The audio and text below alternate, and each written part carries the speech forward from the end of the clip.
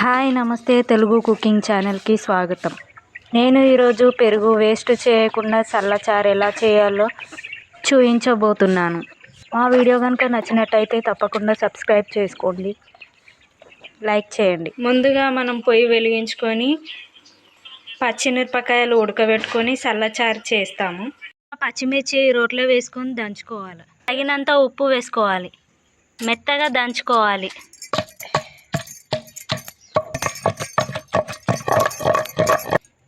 మెత్తగా దంచి పెట్టుకున్న పచ్చిమిరపకాయలు.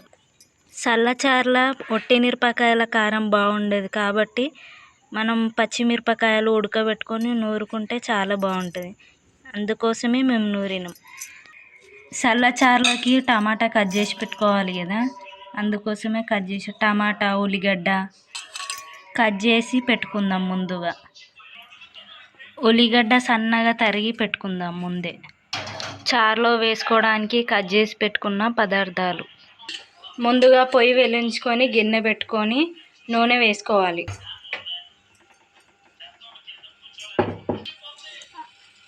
ఆవాలు జీలకర్ర వేసుకోవాలి.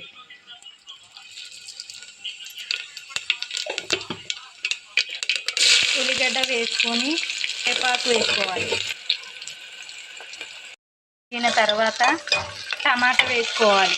టమాటా ఉడికిన తర్వాత అల్లం వెల్లిగడ్డ పేస్ట్ వేసుకోవాలి. నూరి పెట్టుకున్న పచ్చిమిర్చి వేసుకోవాలి.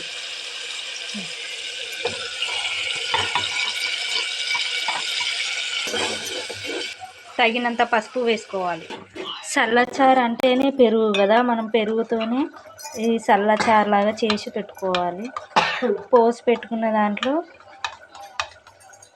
మెత్తగా చిదిమి దాంట్లో వేసుకోవాలి.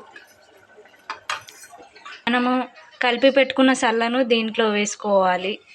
పోసి పెట్టుకున్న దాంట్లో వేసుకోవాలి.